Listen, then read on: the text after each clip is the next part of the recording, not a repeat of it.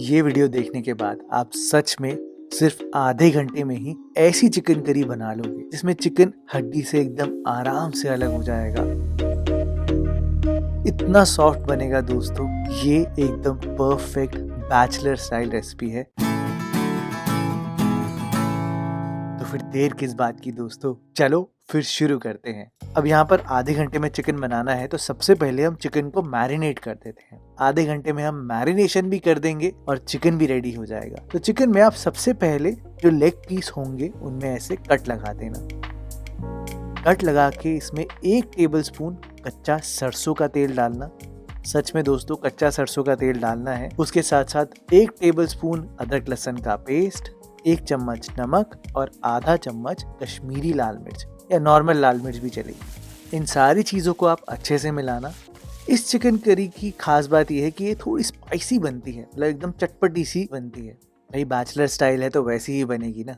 अब ये देखो, जब आप मिलाओगे तो चिकन में एकदम कोने से कोने तक ये जो मैरिनेड है अच्छे से कोट हो जाना चाहिए। नेक्स्ट स्टेप जो आपको रेडी करके रखना है वो है एक मसाले का पेस्ट। तो एक बोल में आप क्या करना कि 2 टेबलस्पून धनिया पाउडर डालना, 2 टीस्पून कश्मीरी लाल मिर्च, 1 टीस्पून लाल मिर्च और 1 टीस्पून भुना जीरा पाउडर, ये सब डालना और इस पूरे किए कराए के ऊपर पानी डाल देना। बेसिकली दोस्तों आपको ये मसाले फुलाने हैं। पहले तो ये थोड़ा पतला सा लगेगा, मतलब एकदम ये कर क्या दिया है, चटनी बना दी। पर जब इसको रेसिपी में डालने का टाइम आएगा ना, तो देखना एकदम फूल के ये पेस्ट सा हो जाएगा।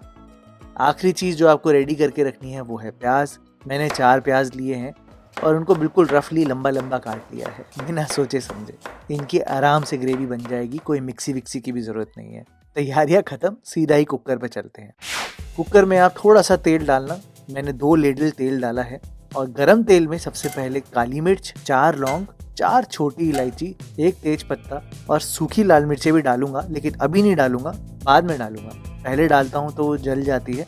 फिलहाल आप यहाँ पर जीरा डालना और प्याज डाल देना। और इस पूरी रेसिपी में एक ही चीज़ में आपको टाइम लगने वाला है, वो है दोस्तों प्याज की भुनाई। 5-7 मिनट यहाँ पर आपको गैस पे स्पेंड करने ही पड़ेंगे, तभी प्याज एकदम सही से गलेंगे और वो टेस्ट भी आएगा। तो प्याज की भुनाई पूरी कंटिन्यू करना और तब तक पकाना जब तक प्याज में हल्का सा रंग चढ़ना शुरू नहीं होता। घड़ी से देख के बता रहा हूँ, 5-7 मिनट आराम से लगेंगे। ये देखो बढ़िया सा रंग आना शुरू हो गया ना प्याज में। तो बस इसी टाइम पर आप यहाँ पर आधा चम्मच हल्दी पाउडर डालना और हल्दी को फटाफट से मिला देना, नहीं तो एक जगह रखोगे तो जलने के चांस हो जाएंगे। और हल्दी के साथ ही आप यहाँ पर भर के अदरक लहसुन का पेस्ट डालना, लगभग 1.5 टेबलस्पून आराम से लग जाएंगे। देखो अदरक लहसुन के पेस्ट में पानी होता है, तो इसको फटाफट से प्याज के साथ मिला देना।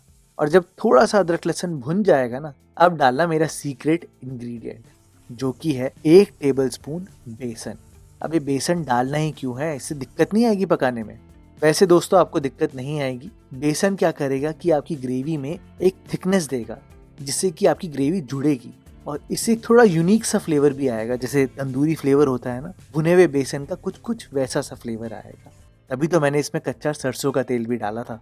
खैर आप यहाँ पर एकदम लो फ्लेम पर भुनना, बेसन को हाई फ्लेम पे मत करना। और बिल्कुल थोड़ी देर में जब आप भुनोगे तो बेसन हल्का सा नीचे लगने लग जाएगा। तो घबराना मत, आप आराम से लो फ्लेम पे 5 मिनट भुनना बेसन को। इसी टाइम पर सूखी लाल मिर्चें भी आप डाल देना, भाई वो भी टमाटर से पहले ही आनी चाहिए लाल मिर्चें। और अब आपने यहाँ पर डालना है मसाला।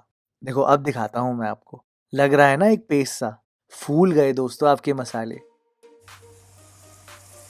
और ये आपकी ग्रेवी बनाने में हेल्प करेंगे। वो जो टेक्सचर आता है ना ग्रेवी का, ये करने में बहुत हेल्प करेंगे। और क्योंकि इसमें पानी है तो प्याज को गलाने में भी मदद करेंगे। अब आप देखना डिफरेंस क्या आएगा। मसाले को अब आपने भुनना है और बेसन के साथ साथ आप भुनोगे तो ये गाढ़ा भी होने लगेगा। बस अब तब तक भुनना यहाँ पर मसालों को जब तक कि तेल अलग नहीं हो जाता। और अब खुद ही देखो क्या ही डिफरेंस लग रहा है। तो इस टाइम पे आप टमाटर डाल देना। मैंने यहाँ पर हाइब्रिड टमाटर का यूज़ किया है। 4 प्याज के लिए 3 टमाटर है और उनको एकदम रफली स्लाइसेस में काटा है। कोई ज़्यादा टाइम वेस्ट नहीं किया है मैंने, नहीं तो आधे घंटे में कहाँ बनता है चिकन। ये आप डालना और टमाटरों को जल्दी पकाने के लिए 1 चम्मच आप यहाँ पर नमक डाल देना। देखो आप हल्का सा ढककर पकाओगे ना तो टमाटर बहुत जल्दी पकेंगे। खुले में पकाओगे तो इनको थोड़ा टाइम लगेगा। तो आप मेरी तरह ये कर सकते हो कि अच्छे से चलाने के बाद ढक्कन को कवर कर देना। देखो थोड़ा सा गैप छोड़ देना, क्योंकि कुकर का ढक्कन है, पूरा तो लगा नहीं सकते, नहीं तो सीटी लग जाएगी। तो इसको हल्का सा ऐसे कवर कर देना। स्टीम से अपने आप ही कुकिंग फास्ट हो जाएगी और टमाटर भी गल जाएंगे। 2 मिनट बाद जब आप खोलोगे तो हो सकता है कि पानी एकदम रिड्यूस हो जाए और नीचे ये ग्रेवी थोड़ी सी लगने लगे। तो आप ये कर सकते हो कि आप इसमें थोड़ा सा पानी डाल दो, जिससे आपके टमाटर भी गल जाएंगे, प्याज भी सॉफ्ट हो जाएंगे और ग्रेवी एकदम बढ़िया बनेगी। लेकिन पानी डालने के बाद भुनना तब तक जब तक कि तेल अच्छे से अलग नहीं होता, उससे पहले रुकना नहीं है। बस दोस्तों, इस स्टेज पे जब आप आ जाओ तो घबराना मत। जैसे ही हम कुकर में सीटी लगाएंगे वैसे ही ये जितने भी प्याज और टमाटर है ना, हल्के से भी खड़े होंगे ना, वो पूरे गल जाएंगे वैसे ही। तो अब आप गैस को हाई फ्लेम पर करना, सीधा ही चिकन डाल देना यहाँ पर, और चिकन के साथ साथ 3 हरी मिर्चें और थोड़े से अदरक के लच्छे अगर डालो तो टेस्ट थोड़ा अच्छा ही आता है। 2 मिनट आपने भुनना है यहाँ पर चिकन को।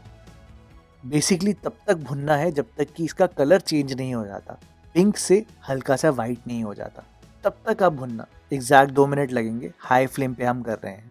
और बस अब आप यहाँ पर 1 कप तक पानी डाल देना, सारी चीज़ों को थोड़ा सा मिलाकर यहाँ पर ढक्कन लगा देना